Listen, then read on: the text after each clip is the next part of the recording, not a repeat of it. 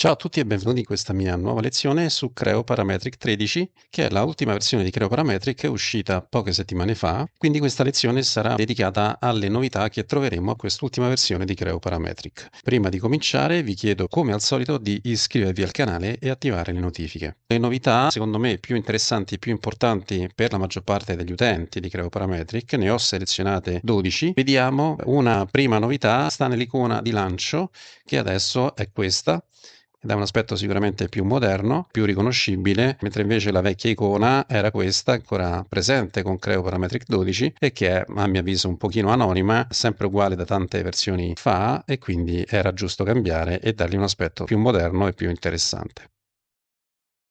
Poi abbiamo un'altra novità, sempre relativa all'interfaccia utente, che sta nel fatto che i file che abbiamo aperto in Creo Parametric adesso sono organizzati in schede, come vedete nella parte alta di questo software, e quindi è possibile passare da un file all'altro semplicemente cliccando sulle varie schede. Ma in realtà lo possiamo fare anche premendo il CTRL e il Tab, e quindi possiamo passare da un file all'altro anche in questo modo. Quindi i file si possono chiudere cliccando sulla X e ovviamente ogni volta che attiviamo una scheda, quel file si attiva, tant'è che compare la stellina verde. Altra novità importante sta nel fatto che i suggerimenti, cosiddetti tooltips, sono stati estesi ad altri ambienti di lavoro, mentre prima erano limitati principalmente alla modellazione solida, ma non a tutte le feature. Adesso sono stati estesi, li troviamo in più comandi, in particolar modo li troviamo all'interno dello sketch e lo andiamo a vedere. Quindi entrando nello sketch noteremo che i comandi di sketch presentano questi suggerimenti e quindi questo rende sicuramente il software molto più utilizzabile e facile da utilizzare e da comprendere. Questi suggerimenti quindi ci danno sia una descrizione grafica che una descrizione testuale che ci fanno capire quella che è la funzionalità di quello specifico comando su cui siamo capitati con il mouse.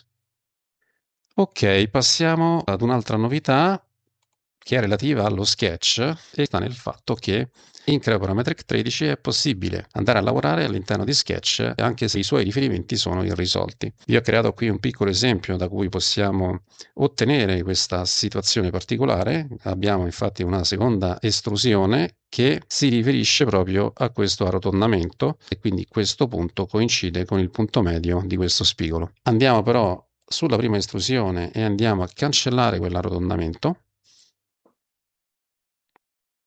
e andiamo a ricongiungere i due lati su uno spigolo, confermiamo, come vedete adesso la seconda feature viene evidenziata in rosso perché presenta un qualche problema di rigenerazione, chiaramente è saltato il riferimento dello sketch, infatti adesso vado a modificare quello sketch e appunto vedo che non trova più questo riferimento. Seppure quindi l'elenco dei riferimenti sia irrisolto, io posso comunque chiudere questa finestra e andare a lavorare nello sketch senza nessun problema, ad esempio aggiungendo delle quote,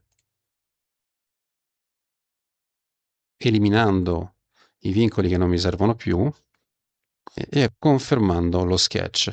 A questo punto mi chiede di risolvere la situazione di riferimento non risolto e lo vado a fare, però ho avuto il vantaggio di poter entrare direttamente nello sketch per modificarlo senza dover sistemare i riferimenti. A questo punto seleziono il riferimento mancante e lo annullo, chiudo e confermo e quindi ho questo vantaggio che prima non avevo. Passo adesso ad un altro miglioramento che è relativo all'ambiente relazioni. Se vado nell'ambiente relazioni e mi costruisco un parametro, ad esempio stringa, quindi un parametro che in realtà è di tipo stringa e che quindi accetta solo sequenze di caratteri alfanumerici, e poi lo vado a utilizzare in una relazione a cui gli vado però ad assegnare un valore che rappresenta un numero reale, ad esempio in questo modo, questo semplicemente per mettermi in una situazione in cui gli vado a creare un errore di relazione, vado a fare la verifica, adesso gli errori vengono evidenziati in una maniera graficamente più evidente, vengono anche descritti meglio e quindi questo è un miglioramento a mio avviso interessante soprattutto per chi usa molto le relazioni e ne usa anche tante, perché andare a trovare poi un errore se ci sono tante relazioni non è in genere una cosa semplice. Vi mostro anche il fatto che cliccando su cancella lui mi va a cancellare la relazione con errore ma anche il parametro che veniva utilizzato in quella relazione. Ok, passiamo ad un'altra novità per cui non ho aperto già un file, e sta nel fatto che se vado a cerchiare un assieme all'interno della mia directory di lavoro, adesso ho la possibilità di utilizzare un filtro che mi mostrerà soltanto gli assiemi principali, quindi quelli che non sono dei sottoassiemi, quindi che non sono figli di altri assiemi. La funzionalità è questa, dove vedete il mio mouse, cliccando qui mi va a mostrare unicamente gli assiemi principali che trova nella cartella. A questo punto seleziono questo, lo apro e abbiamo ovviamente l'apertura di questo assieme, che è un assieme principale che presenta diversi sottoassiemi che a loro volta saranno salvati all'interno della directory di lavoro, quindi a volte andare a cercare l'assieme più importante in passato poteva essere un pochettino più complicato. Passiamo a un ulteriore miglioramento che è relativo ai modelli multibody, ovvero al fatto che un corpo di un modello multicorpo può essere esportato verso un assieme esistente. Io un assieme esistente già ce l'ho, vediamo se riesco ad aprirlo in questo modo. Questo è l'assieme esistente che abbiamo già fatto, che già presenta uno dei corpi del modello multibody che abbiamo visto prima. A questo punto ritorno sul modello multibody, eccolo qui, scelgo questo oggetto che non è ancora presente sull'assieme, però l'assieme è già stato creato con uno dei corpi. A questo punto col tasto destro gli posso dire di assemblare questo corpo come parte all'interno di un assieme esistente da qui. Quindi clicco, scelgo esistente, lo vado a selezionare dalla sessione oppure dalla cartella di lavoro, lo apro, gli do ok, trova che quel componente è già presente perché avevo fatto un test anche prima, quindi a questo punto direi che lo chiamo 06-cappello, gli do ok e come vedete adesso lo ha importato nell'assieme che vi ho mostrato prima e lo ha assemblato con un vincolo di default. Però ovviamente siamo poi sempre liberi di andare a modificare i vincoli con cui lui assembla automaticamente queste parti che sono derivati da corpi di un modello multicorpo. Andiamo avanti. Altra novità sta nel fatto che l'analisi di interferenza globale presenta un miglioramento della visualizzazione dei risultati dell'analisi. Quindi se andiamo a fare un'analisi di interferenza globale, in questo modo abbiamo la possibilità di mostrare esclusivamente la coppia di componenti che generano l'interferenza selezionata, semplicemente mettendo un flag, quindi un segno di spunto all'interno di questa casella. E come vedete vengono mostrati unicamente i due componenti che generano quell'interferenza, ma una volta che quel flag è selezionato lo posso vedere su tutte le altre coppie di componenti e questo mi fa capire meglio di che tipo di interferenza si tratta. Passiamo oltre. Altra novità è relativa all'analisi di spessore tridimensionale, che è questa. Questa analisi di spessore è stata sostanzialmente rinnovata perché mentre in passato mostrava unicamente le zone che si discostavano dai limiti imposti all'interno dell'analisi e le mostrava colorate, adesso invece c'è proprio una rappresentazione con scala di colori di tutti gli spessori che va a rilevare. Quindi l'analisi di spessore ci consente comunque di definire un valore minimo che non dobbiamo superare, quindi non possiamo andare al di sotto di questo valore. Ad esempio gli vado a dare un 0.4 e un valore massimo e gli vado a dare un 0.6. Gli vado a dire di fare un calcolo, ma prima gli devo selezionare il modello su cui fare il calcolo. Ok, l'analisi è stata fatta e come vedete adesso abbiamo su tutto il modello una mappatura con delle scale di colori che quindi ci fanno capire che spessori abbiamo in quelle specifiche zone. E questo sicuramente è un miglioramento importante di questo comando che in precedenza non era semplice da utilizzare. Ok, passiamo ad un'altra funzionalità che è il blend d'angolo, che è una nuova feature che adesso è presente tra le funzionalità di arrotondamento. La troviamo in questa posizione all'interno di questo menu. Questa funzionalità ci consente di raccordare con una superficie blend più arrotondamenti,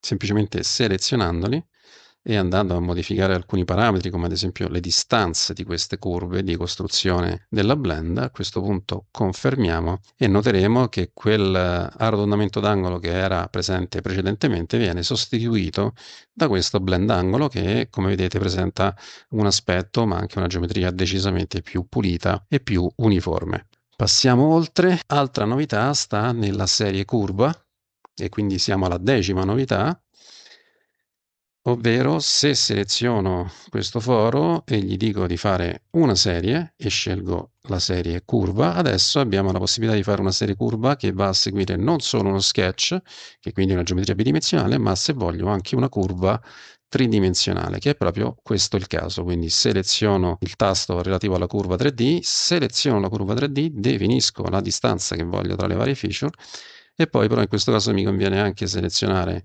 un'origine che deve corrispondere possibilmente con l'origine della curva e sotto opzioni vado a dire anche di seguire l'orientamento della superficie che gli seleziono, ovvero questa. Confermo e quindi adesso noterete che ho fatto una serializzazione di questo foro che stava qui lungo questa curva, mantenendo sempre un orientamento perpendicolare a questa superficie che è in realtà di forma ellittica. Passiamo adesso alle ultime due novità che sono relative all'ambiente di lamiera e sono una prima novità relativa a dei nuovi parametri di report che sono adesso disponibili in lamiera, ma gli dobbiamo dire di crearli. Basta andare a selezionare uno dei corpi presenti, fare tasto destro e nel menu contestuale andare su preferenze e quindi possiamo dire di creare i parametri di report della lamiera, ma non è solo questa la modalità che possiamo utilizzare, perché una cosa simile la possiamo fare anche dalla serie piatta, tasto destro, andiamo a scegliere parametri di report e gli possiamo dire di andarli a creare. Però preferisco farlo con la tecnica precedente, quindi vado di nuovo su preferenze, gli dico di creare i parametri di report, così come gli posso anche dire poi successivamente di rimuoverli se voglio, gli do ok. E adesso se vado a vedere quelli che sono i parametri di questo corpo, da qui ho la possibilità da questo menu di scegliere i parametri di report della lamiera e come vedete sono parametri che precedentemente non erano presenti, tra cui ho la larghezza del box che circoscrive il nostro modello di lamiera, così come la lunghezza, l'area, il perimetro interno, il perimetro esterno e tutti gli altri parametri che possono essere utili, come ad esempio il numero di pieghe, il numero di forme e il numero anche di tagli. E questo è un primo aspetto, è una prima novità. Altra novità, a mio avviso molto interessante, sta nel fatto che se ho una serie piatta di uno dei miei corpi di lamiera, ad esempio, posso esportarla e la posso esportare in un formato DXF o DVG. Ad esempio in questo caso scelgo DVG, gli vado a dire di esportarla, me la salverà ovviamente nella mia directory di lavoro, gli vado a dare ok. E adesso nella mia direttiva di lavoro mi troverò il file DVG che rappresenta il profilo della mia lamiera appiattita, che ovviamente in genere viene dato poi in pasto alle macchine di taglio laser che poi utilizzano il DVG proprio per definire il percorso del taglio. Quindi adesso, giusto per provarvi l'operazione appena fatta, vado a cercarmi nella mia directory il file DVG, eccolo qui, lo importo se voglio all'interno di un disegno, gli do ok, gli do nuovamente ok e ce lo troviamo nell'ambiente di disegno. Se voglio poi da qui posso anche dirgli di non mostrare il formato. E quindi questo è un file totalmente bidimensionale fatto da 60 linee e 38 archi come indicato qui. Ok, queste sono per me le novità più importanti di Creo Parametric 13. Abbiamo concluso l'argomento e quindi vi saluto e ci vediamo alla prossima lezione. Ciao a tutti!